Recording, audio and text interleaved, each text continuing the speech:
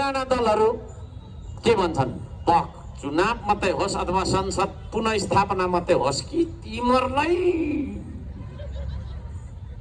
फेरि नयाँहरू चुनाव गरेर गठबन्धन गरेर तिमीहरूलाई तलै पख मात्रै भनिराख्छ यिनीहरू। यिनीहरू भिजन केही छँदै छैन है। अनि सरकारको त्यो प्रधानमन्त्रीको कुर्सीमा होइन तपाईँको सरकारमा पुगेर चाहिँ गर्ने भनेको के रहेछ भने प्रतिशोध साट्ने भन्छ क्या, त्यसलाई चाहिँ बदला लिने।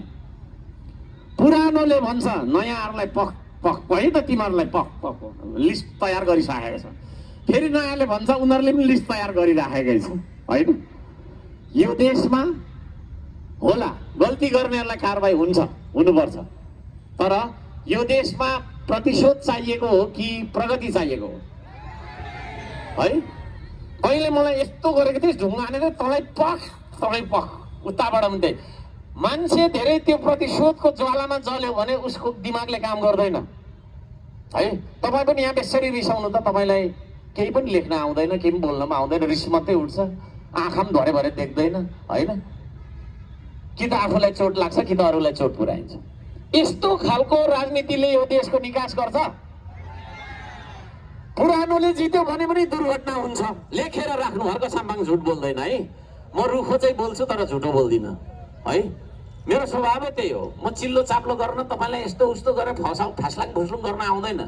म यहाँ चाहिँ बोल्छु, इचरी चोकमा पनि त्यही बोल्छु, धरान पुगेर पनि त्यही बोल्छु, आजभन्दा 10 वर्ष पछाडि 15-20 वर्ष पछाडि म त्यही बोल्छु।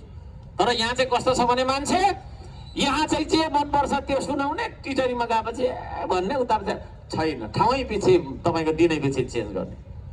एउटा कुरा लेखेर राख्नु, पुरानोले जित्यो भने पनि यो देश दुर्घटनामा जान्छ। नयाँ जति पनि गाँठो बन्धन गरेर आउनेहरू छन् श्रम संस्कृति बाहेक, तिनीहरूले जित्यो भने पनि दुर्घटनामा जान्छ है। यो देशलाई कुनै शक्तिले बचाउन सक्छ भने आदरणीय दाजुभाइ दिदीबहिनीहरू, त्यो शक्ति हो यो माटो बाटो उम्रिएको शक्ति, स्वदेशी विचार बोकेको शक्ति, स्वदेशी माटो बोक्ने शक्ति। त्यो शक्ति हो श्रम संस्कृति, जसको चुनाव चिन्ह अञ्जुलीमा लिएको माटो छ।